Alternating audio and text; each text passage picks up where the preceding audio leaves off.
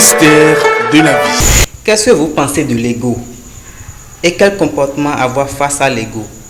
Le tuer ou vivre avec? Vous parlez de l'ego. Je crois que c'est un exercice ou l'un des exercices les plus difficiles de notre existence. L'ego, c'est d'abord le monde dans lequel nous sommes. L'ego, c'est le monde qui est façonné depuis notre existence jusqu'à aujourd'hui, qui est façonné en nous. Sinon, nous n'avons rien à voir avec l'ego. Nous sommes taillés sur mesure. Nous sommes taillés pour être Dieu. Du moment où tout n'est pas encore fini et tout est en train d'évoluer, nous sommes tombés dans une société qui évolue. Et en même temps, la société commence par nous façonner. Vous êtes né dans les bras d'une maman qui doit d'abord vous enseigner sa langue. Or, sa langue n'est pas encore parfaite.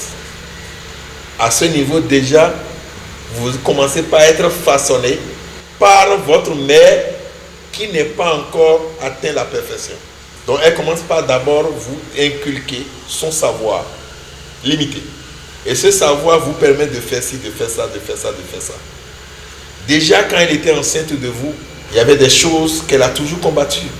Il y a aussi des choses qu'elle a toujours acceptées. Lorsqu'on lui fait des choses acceptées, elle se sent en joie. Et lorsqu'on lui fait des choses qu'elle n'aime pas accepter, elle est frustrée. Et vous êtes l'ensemble de ces frustrations et de ces joies. Vous êtes né avec 3 personnalités cachées en vous. Vous êtes ce que la société d'accueil veut que vous soyez. Vous êtes cette énergie informatisée divine et vous êtes vous-même.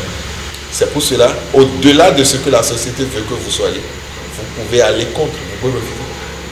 La société peut vouloir que vous soyez comme vous allez à l'école et vous sortez un intellectuel. Mais vous allez dire, au-delà de l'école, ma place est au champ. Vous pouvez devenir un grand intellectuel, mais pourtant, votre place est au champ. Et vous aurez la conscience nécessaire pour revoir comment les gens font le champ dans le temps et dans l'espace. Et on dira de vous, il a transformé l'agriculture. Il a transformé la façon de faire l'agriculture. À votre temps, les batteuses, les semeuses sont venues. Et c'est pareil avec votre ego. L'homme est formé de 2 grandes énergies. Les énergies suffisamment de lumière et les énergies qui manquent de lumière. Entre les deux se trouve un pont. Les énergies suffisamment lumineuses, les énergies les plus obscures. Et entre les deux se trouve un pont. Et le pont, c'est qui vous êtes aujourd'hui. Vous accédez aux énergies lumineuses les plus pures, mais vous avez la possibilité de tomber dans l'obscurité totale. L'obscurité totale, les zones de votre vie qui manquent de l'obscurité totale, c'est ce zones-là qui bouffent votre ego, qui dictent les comportements d'ego que vous avez. Puisque vous avez oublié en tout temps que vous étiez des dieux. Et quand vous avez oublié, vous êtes plongé dans je ne suis pas. Vous étiez et vous êtes plongé dans je ne suis pas. Et dans je ne suis pas, vous vous comportez à travers votre ego. Et l'ego vous dit, les papa et maman sont couchés. Vous pouvez escalader le mur et sortir. Est-ce que l'endroit idéal pour sortir d'une maison, ce n'est pas le mur? C'est quand même passer par le portail. Alors, parce que vous savez que ce que vous voulez faire n'est pas en adéquation avec les règles de la maison, vous piétinez les règles et vous passez par le mur. La maison ici, c'est la nature. Parce que vous ne voulez pas respecter les lois de la nature, vous les piétinez. Votre ego vous pousse à piétiner les lois de la nature. Votre ego vous pousse à brûler les feux tricolores. Sinon, ce que naturellement on doit faire, c'est quoi? Quand le feu rouge est allumé, vous arrêtez. Ou le feu jaune allumé, vous freinez pour arrêter et non pour vite passer. Mais votre ego dit vous pouvez passer vite. Et passer vite est 80 fois synonyme d'un accident. Puisque ceux-ci, les gens de l'autre côté savent que quand le feu vert va s'allumer, eux, ils vont s'engager. Mais là-bas, la règle dit, quand le feu rouge s'allume, on s'arrête. Mais toi, tu dis, oh, j'étais prêt, peu s'en fallait, j'allais passer, donc je passe. Ton ego te dit ça. Or, les autres se sont engagés et toi, tu rentres dedans. Non seulement tu te crées d'ennui avec ton ego, qui te dit pousse, passe, et tu crées d'ennui encore pour ceux que tu heurtes. Ton ego te dit, je suis en train de passer, je suis pressé, je ne peux pas laisser celui qui est en train de vouloir rentrer dans l'autre vent. Il faut que je file. Et donc ton ego t'empêche d'être au service de l'autre. Ton ego te dit, on ne peut pas m'insulter, on ne peut pas t'insulter, tu vas te taire. Ton ego te dit, ne pardonne pas. Et tu dis, je ne vais jamais te pardonner. Peut-être qu'on va revenir sur le mot pardon. Entre vous qui avez pardonné et celui qui est pardonné, on va voir qui est beaucoup plus à l'aise que qui. Ton ego est à la base de 90% de tes souffrances. Mais le plus important ici, ce n'est pas ça présent dans ta vie. Puisque je dis, tu as le pont. Tu fais un peu avec ton ego et tu fais un peu avec ta partie lumineuse. Donc tu fais un peu avec ta partie obscurcie et tu fais ta obscure et tu fais un peu avec la partie lumineuse. Maintenant, ton rôle est de transformer la partie obscure. Si tu arrives à transformer la partie obscure de toi, qui n'est pas mauvaise, la nuit n'est pas mauvaise pour le jour. L'ego n'est pas mauvais pour toi. L'ego n'est pas, on ne dit pas que c'est, il faut transformer l'ego parce que l'ego est mauvais, je n'ai pas dit ça. Mais c'est parce que tu veux accéder à ta partie la plus lumineuse, alors tu es obligé d'aider la partie obscure à se transformer. Soit tu permets à ce que la lumière absorbe toute l'obscurité en toi, soit tu dis à l'obscurité d'absorber la lumière. L'obscurité aussi peut absorber la lumière. Si entre-temps tu as l'habitude de piquer 1000 francs, 2000 des parents et on crie à la maison, tu ne veux pas écouter, plus tard tu vas commencer par piquer 2000, 3000 sur la route, un peu partout. On dit qui vole un œuf volera un peu. Mais est-ce que c'est toujours vrai? Vous pouvez à un moment donné laisser ça. Ça veut dire que vous transformez ce côté que vous avez et désormais vous laissez le côté noir de votre vie pour évoluer vers le côté lumière. Quelqu'un dit à l'intérieur de chaque personne se trouvent deux loups. Un loup qui aboie, un loup nerveux, un loup rancunier, un loup qui n'est jamais en paix, un loup qui hurle tout le temps. Mais à côté se trouve un autre loup qui est docile, calme. Et l'enfant demande à grand-père, mais des deux loups, quel est le loup qui va emporter lorsque les deux se mettent à se bagarrer? Et le grand-père dit, le loup que tu vas plus nourrir. Alors si tu nourris tout le temps ton ego, l'ego finira par te manger. Et quand tu nourris ton côté divin, l'autre loup, sage, amoureux, plein de bonté, alors tu deviendras ça. C'est pour ça qu'on dit, la vie que vous menez est la vie que vous avez créée pour vous. Si tout le temps vous trouvez des gens qui doivent vous insulter, c'est parce que votre ego est suffisamment grand par rapport aux insultes. Et quand on vous insulte, votre ego mange les insultes pour devenir encore plus gros. On lui donne, il est même graisseux.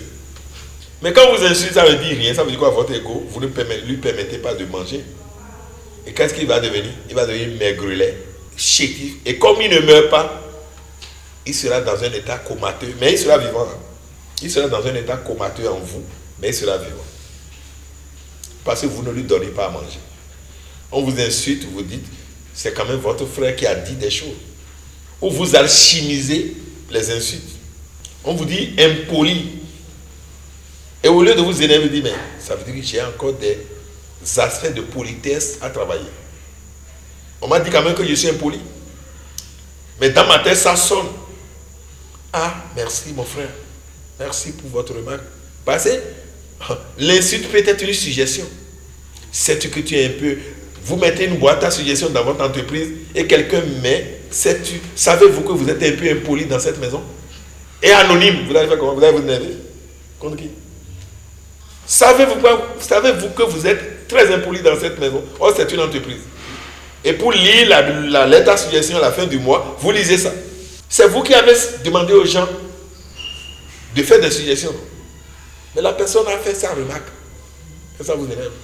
Ce que vous avez à faire, le fac Betrouk me dit, quand les gens vous critiquent, ne regardez pas trop ce qui va vous énerver. Regardez peut-être ce que vous allez corriger. Mais si vous restez là à regarder les insultes, les choses là, vous n'allez jamais vous corriger.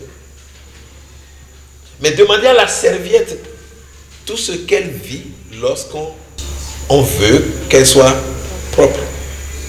Elle accepte d'être propre, non? Mais elle subit. Regardez comment on triture ça. On lave ça, on lave ça. Et après, on la vide de l'eau. Sachant bien qu'on veut la mettre encore dans une autre eau tout à l'heure. Mais pourtant, imaginez que c'est vous, la serviette. Vous voulez être pur. Alors, si vous voulez être pur comme la serviette propre, vous devez être prêt à passer de la main d'un enfant à un adulte, à passer dans l'eau savonneuse, à être traité comme celui qui veut vous aider à être pur le veut, parce que c'est lui. Et ce n'est pas fini. Après tout ça là, il faut supporter encore la chaleur du soleil. Et vous devenez pur.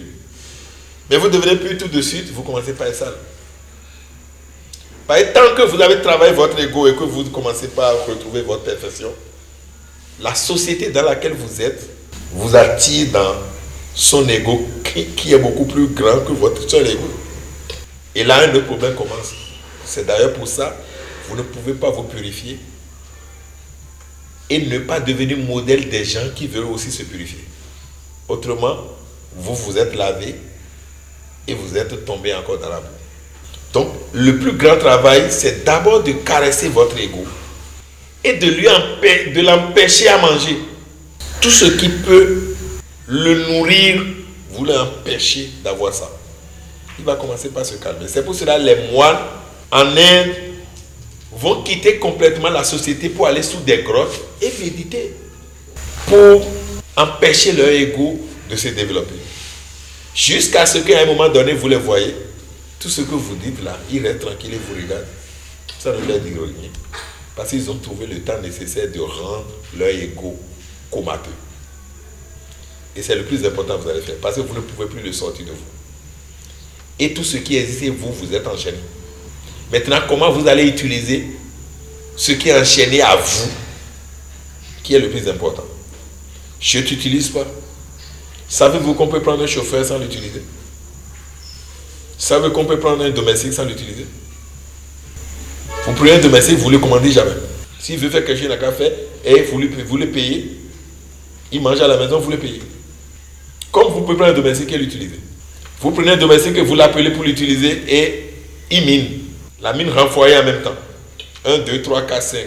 Soit vous le renvoyez, soit vous le laissez comme ça et vous commencez par commander à un autre. Moi, je n'ai jamais renvoyé un domestique comme ça. Il est là, je prends un autre seulement. Comme il n'aime pas travailler, il est là, je prends un autre. Et il commence par voir qu'il n'est plus utile et lui-même ramasse un clic et claque. Il entre. Mon genre n'est pas de lui, rentre. Mais mon genre, c'est de faire en sorte que toi-même tu rentres de toi-même, pas toi-même. Et c'est ce que vous devez faire à l'ego aussi, qui a trouvé son temps. Non seulement il a trouvé un fauteuil dans lequel il est vautré, mais dans certains corps, il a trouvé l'hypico, sur lesquels il est bien couché. Alors là, si entre-temps vous l'avez laissé trouver de l'hypico en vous, le travail sera beaucoup plus dur. Mais si vous l'avez laissé dans un fauteuil, le travail sera moins dur que sur le lit. Et si vous l'avez laissé sur une chaise, le travail sera encore moins dur. Mais si entre-temps vous l'avez laissé debout, le travail sera moins facile. Alors choisissez le siège que vous avez donné, le siège que vous avez à donner à votre ego. Et vous verrez que l'ego ne va plus vous embêter. L'ego ne va plus vous dicter votre vie, mais c'est à vous de dicter votre vie à votre ego. Il est puissant, très puissant, mais vous pouvez le maîtriser. Merci.